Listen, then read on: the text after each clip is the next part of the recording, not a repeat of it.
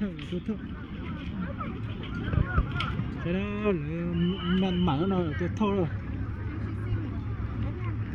tôi thâu sẽ rồi tôi thâu cái nó sẽ sơ rồi này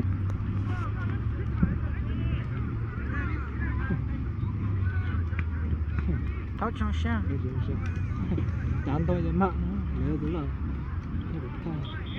cho sẽ được tôi thâu rồi sẽ nó tôi thâu đâu ôi nhông có xe thâu rồi tôi chỉ nó please wear your jersey bà đã mà rồi á anh cho vậy bây giờ rồi thay gặp phải đó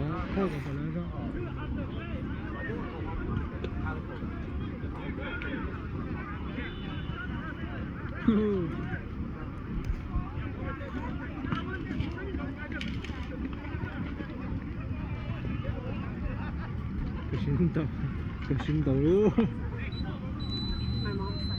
chơi chọn được phé à phé hết thôi rồi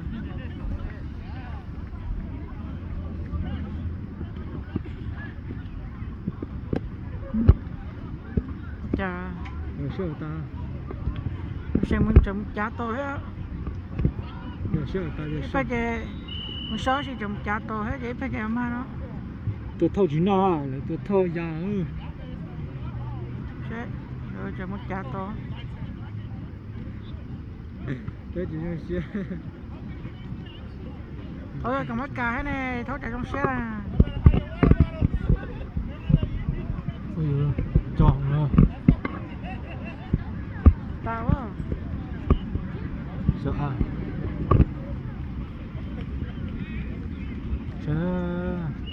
sợ cái tôi muốn chỉ lấy à thì sợ là để tả lại nha sao thế này à thì tôi sẽ plus sẽ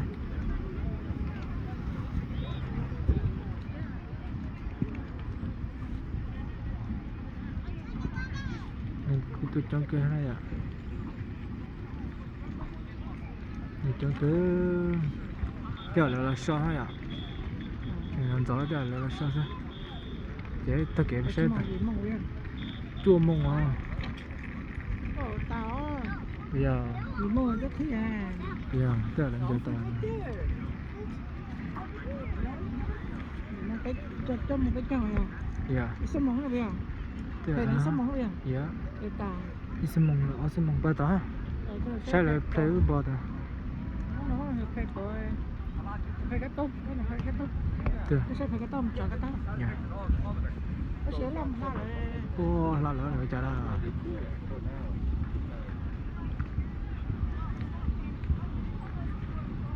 mà sai nó thì thật chỉ cho là thật sai cái này ạ cái này ok cái lại rồi một cái cho này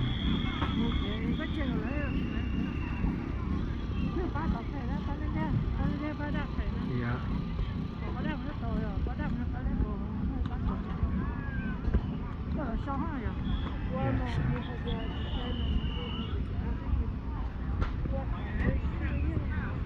chỉ đó tụi nó chơi cái to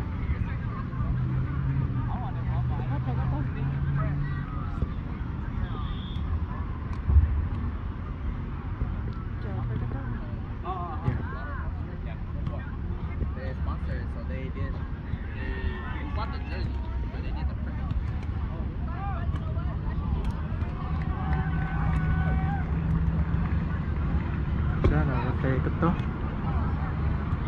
cây cái to luôn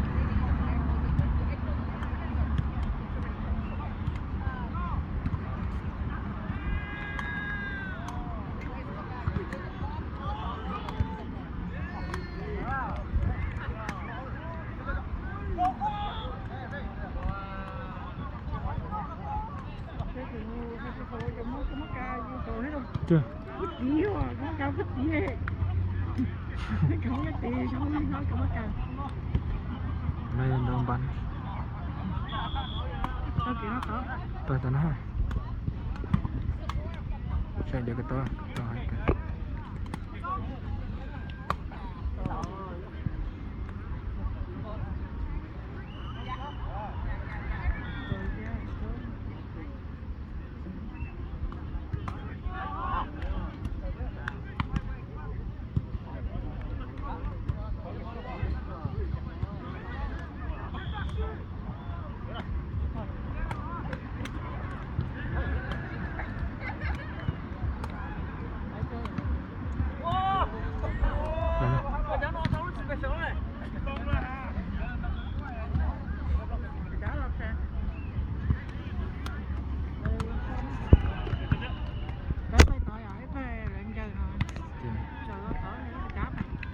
Cho cái nó bán gì cũng đã lấy sát đi. À, bán gì họ bán mua. Dạ, giờ nó. Có mua là để thiểu số cây hồ. Yeah, I know. Ở cái trên đồng bán hay đồng bán đó. Thế là đồng bán. Cái bên dịch cho nó sẽ xài chậm. Cứ ok, tôi sẽ lấy trả biết cho nên chỉ lo. Cứ chỉ lo hết thì cứ ok nha.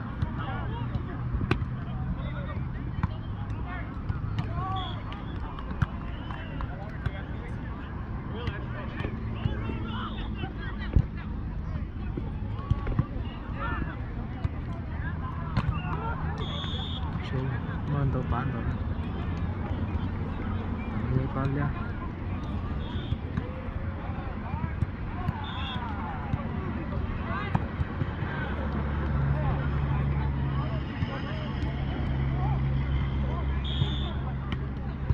Chúng ta đang xong.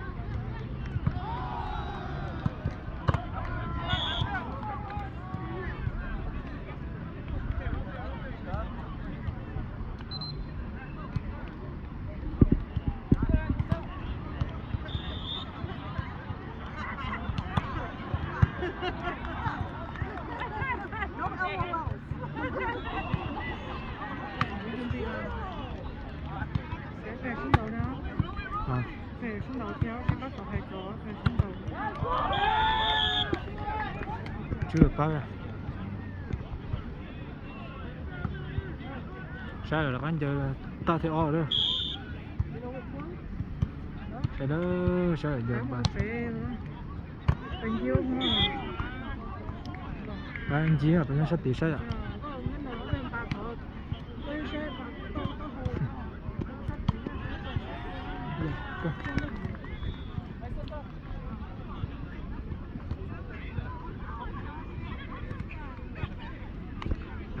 Chỉ cần chờ bạn một đầu bán.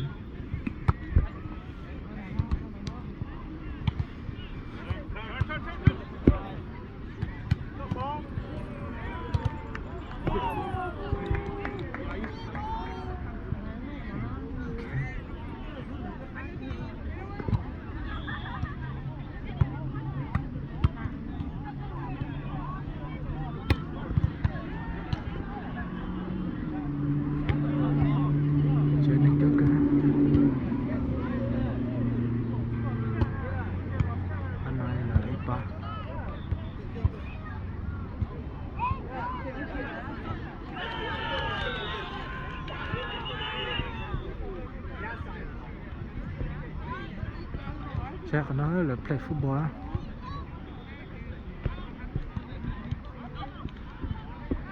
Này.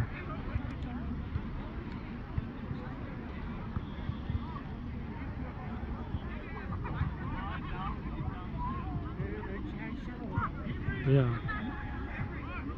Đây là đồng cấm cản xe. Chắc là thả chỉ sư hả? Yeah.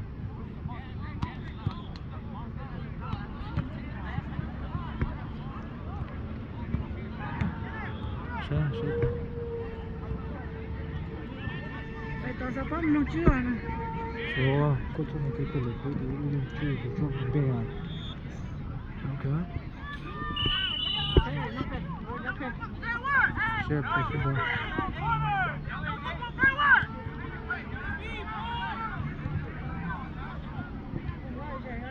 Yeah.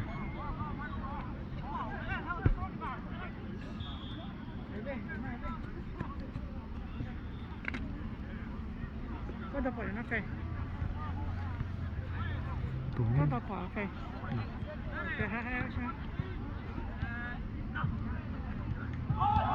Đi chỗ đó nó thấy nó cái bỏ chỗ đó thấy. Nó chỉ dùng mẹ chỉ sát lại à. Nó chỉ cái chỗ nó có phần lớn này. Có là chỉ kề bán. Yeah. Bán. Cái xe. Có là Xe hả? chỉ hổ.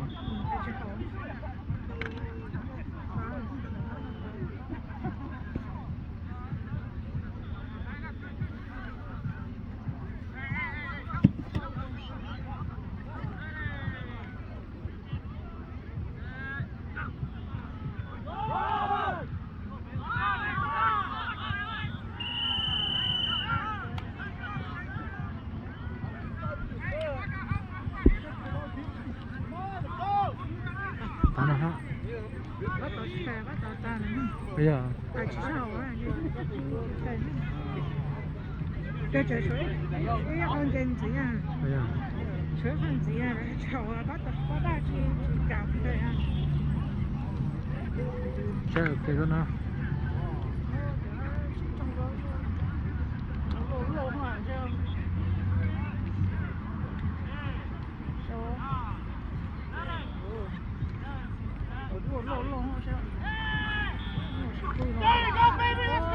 Cái chỉ xí trong rồi.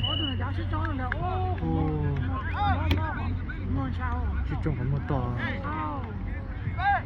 Cái người xí trong không một, xí trong không to to. Người đó xí trong rồi.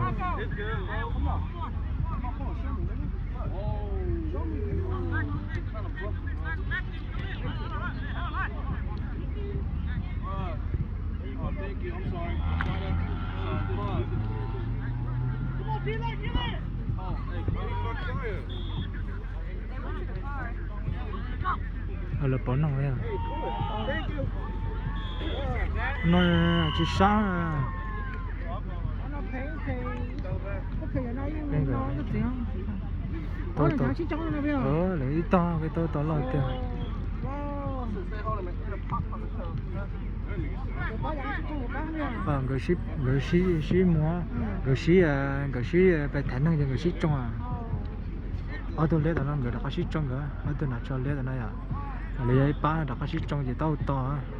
Ít từ trong ít từ xa học bia lần trái ít từ giờ về bao kiên để từ lắm mua à.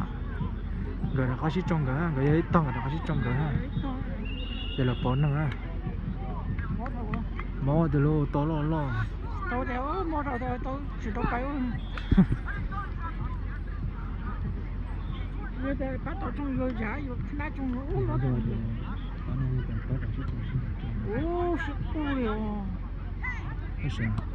Mà lại do lấy cho nó thì.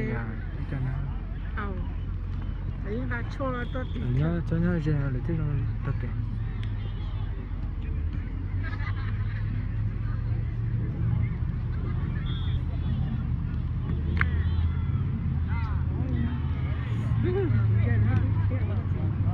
Ai chỉ có xe là cái nào để có sắp là thâu là khó mà phải ai biết sao thì à để tới là nó nói thì cái nó mà là chịu đi á thế là chú có chắc rồi cái là cái con này có thua đây để các chị tỏ thôi đó cái mà chú qua là nhưng mà cái sầu kia rồi nữa tới đưa tao nó thôi thì chú này nhỏ ấy từng rồi ba đua vậy cái chúng nó chú ở vòng lo kia thì cái chú tao lo cái chú tao lo để lấy chữ kia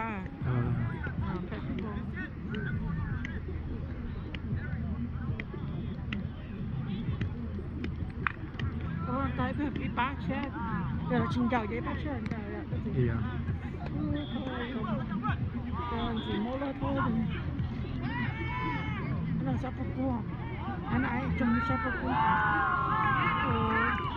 bây giờ sẽ tới là lấy thấy nào cái sẽ tôi có trò chơi thôi à bây giờ họ cho tôi bị trôi này bây giờ ở chỉ bé đó đây là một bé này lúc bắt tôi bé à tôi bị cái mỏ bé đó ở bắt tôi về là một bé nó phải cho bé là khó bé nó muốn đọc bé à thôi ok cái thằng nào người ship trong người đó để trồng thằng tao lo thằng nào tao lo mà tao thì sẽ không tao lo trở lại hết à tao là chỉ trồng tao tao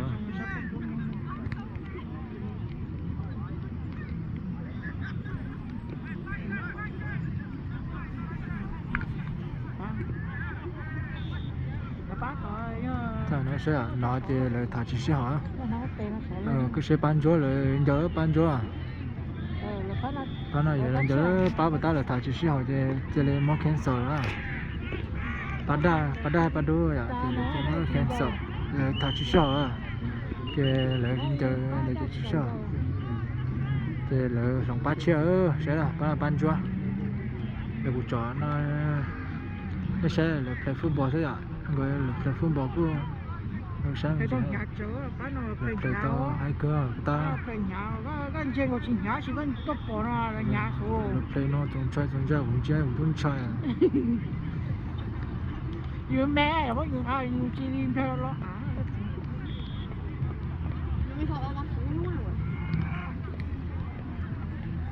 sao nó phải cái chỗ nó mới chơi nhau kìa chỗ nó tiền à chỗ nó đã không nhau to đấy à là phải chơi cái là cổ được chứ hả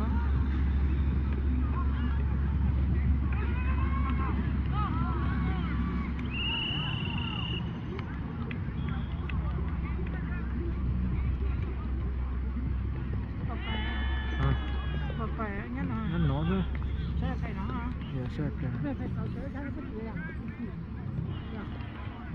nó cái này chơi bám mình nhớ cái gì nó thay cái bộ khóa thôi không biết sớm bài vô nó có nhớ gì nào nó chơi lúc bó đây nó yeah nó không đúng câu gì à yeah tại sẽ xin xem bài nó cho số đó nó rất kiểu mà số này à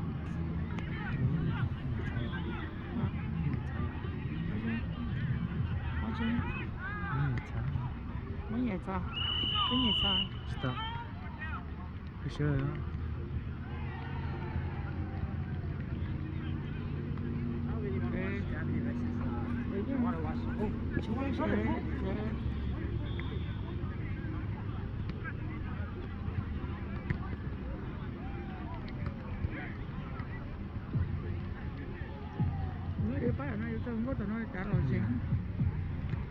thì chọc bao mẹ nó sẽ sẽ là nó trên chân ta Facebook còn nào